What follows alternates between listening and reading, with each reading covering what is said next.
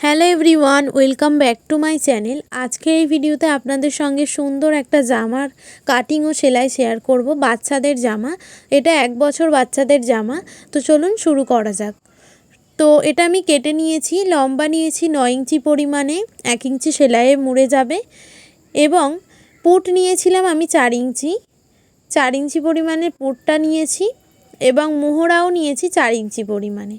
এবং চেস্ট আমি নিয়েছি 5 ইঞ্চি এবং ওয়েস্টও নিয়েছি 5 ইঞ্চি। এবং সাইডে 1 ইঞ্চি কাপড় আমি এক্সট্রা রেখেছি।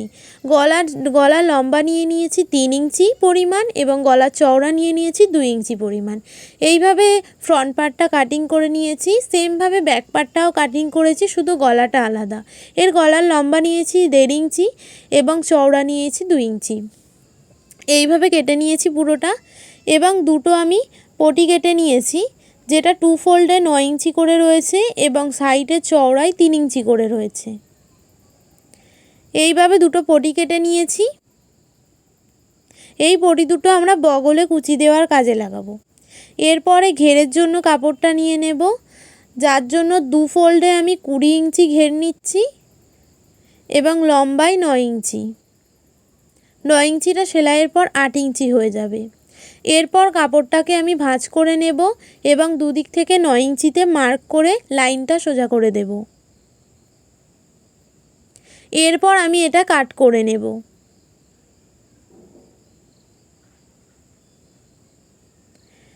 কাট করা হয়ে গেছে।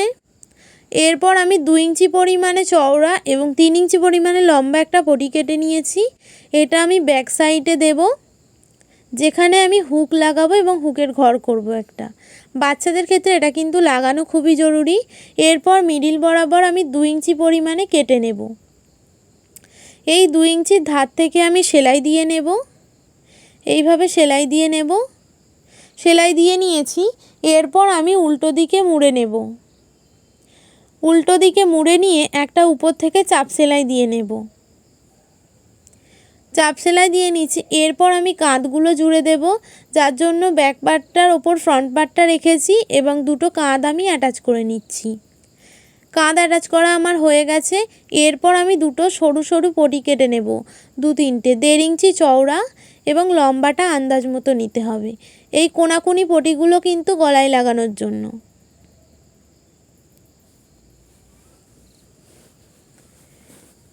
এই পটিগুলো আমি জুড়ে নেব।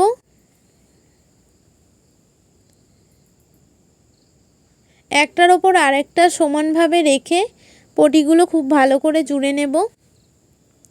পটিগুলো জোড়া হয়ে গেছে। এরপর আমি দুদিকের জন্যে খুলে নেব এবং কাট অংশটা থেকে 1/2 ইঞ্চি কাপড় এক্সট্রা প্রথমে রেখে তারপরে আমি রাউন্ড করে সেলাই করে নেব। সেলাই করে নিয়েছি। এরপর ছোট ছোট কাট দিয়ে নেব। কাট দেওয়ার সময় খেয়াল রাখতে হবে যে সেলাইয়ের উপরে না চলে যায়। পুরো গোল রাউন্ডটা কাট দিয়ে নিয়েছি। এরপর জামাটা উল্টে নেব এবং ভিতর দিকে প্রথমে 1/2 ইঞ্চি এবং তারপরে 1/2 ইঞ্চি করে ফোল্ড করে পুরো রাউন্ডটা সেলাই করে নেব। সেলাই করে নিয়েছি। এরপরে আমি বগলের কুচিটা রেডি করে নেব, যার জন্য 3 ইঞ্চি চওড়া কাপড়টা দুদিকে 2 ফোল্ড করে নিয়েছি এবং ছোট ছোট প্লেট দিয়ে আমি কুচি তৈরি করে নেব। কুচিগুলো তৈরি করে নিয়েছি। এরপর এগুলো আমি বগলে অ্যাটাচ করে দেব, যার জন্য বগলের হাতাটা খুলে নিয়েছি এবং এইভাবে আমি অ্যাটাচ করে দিচ্ছি।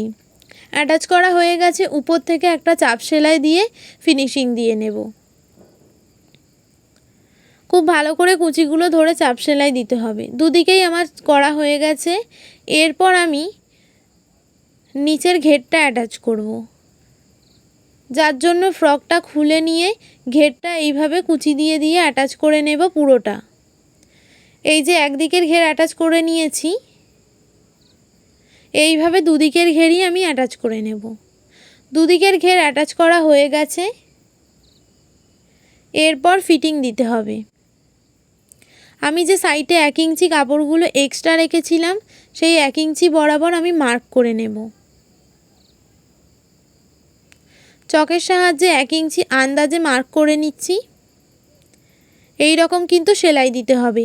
তার আগে আমরা কোমরের জন্য দড়ি তৈরি করে নেব, যার জন্য 1.5 ইঞ্চি চওড়া পরিমাণে কাপড় নিয়েছি এই কাপড়গুলো দড়ির মতো করে ফোল্ড করে সেলাই করে নিয়েছি। এরপর ফিটিংস দেওয়ার আগে কোমরের মাঝখানটায় দড়িগুলো ভিতর থেকে ঢুকিয়ে দেব। এইভাবে দিয়ে পুরোটা সেলাই দিয়ে নেব। পুরোটা সেলাই দেওয়া হয়ে গেছে। এরপরে একটা বো ডিজাইন বানানোর জন্য একটা চারকোনা কাপড়কে আমি কেটে নিয়েছি, নিয়ে আমি কিন্তু উল্টে নিয়েছি। উল্টে যে সমস্ত ফাঁকা অংশ ছিল সেলাই দিয়ে নিয়েছি। এরপরে এইভাবে আঙুলের সাহায্যে ধরবো এবং একটা ফিতে নিয়ে এইভাবে বো ডিজাইনটা করে নেব। এটা হাত সুতের সাহায্যে আমি লাগিয়ে নেব। এরপরে নিচের দিকে 2 ফোল্ড করে নেব। পুরোটা মুড়ে নিয়েছি। জামাটা আমার কমপ্লিট হয়ে গেছে। তো ভিডিওটা কেমন লাগলো জানিও। ভালো লাগলে অবশ্যই চ্যানেলটা সাবস্ক্রাইব করে পাশে থেকো এবং বেল বাটনটা প্রেস করে দিও। দেখা হচ্ছে আবার নেক্সট ভিডিওতে।